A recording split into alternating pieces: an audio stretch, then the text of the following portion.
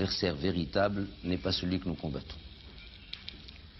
L'adversaire véritable n'est pas le président Chadli ou l'ANP. Ce sont des moyens logistiques qui sont mis à disposition du Polisario.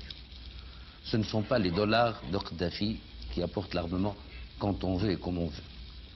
Nous sommes en train de nous battre pour défendre une fenêtre africaine et pour défendre une région d'une certaine idéologie.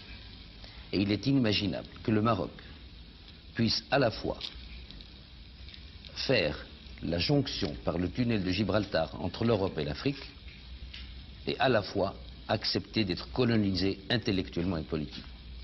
Nous pouvons être le carrefour, nous ne pouvons être le trait d'union entre l'Orient, l'Occident, le Nord et le Sud que si nous restons marocains, authentiquement marocains, c'est-à-dire libres et aimant vivre en liberté. Voilà la véritable guerre que nous menons. La France n'est pas concernée par cette affaire. Elle n'a jamais colonisé ni occupé cette partie du Sahara. C'est l'Espagne, par contre, qui est responsable en grande partie de tout le sang qui coule actuellement. L'adversaire véritable n'est pas celui que nous combattons.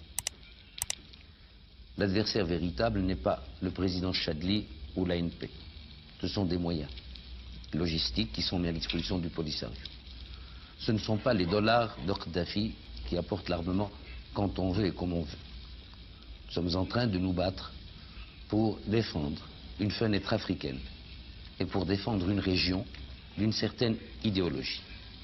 Et il est inimaginable que le Maroc puisse à la fois faire la jonction par le tunnel de Gibraltar entre l'Europe et l'Afrique et à la fois accepter d'être colonisé intellectuellement et politiquement. Nous pouvons être le carrefour, nous ne pouvons être le trait d'union entre l'Orient, l'Occident, le Nord et le Sud que si nous restons marocains, authentiquement marocains, c'est-à-dire libres et aimant vivre en liberté.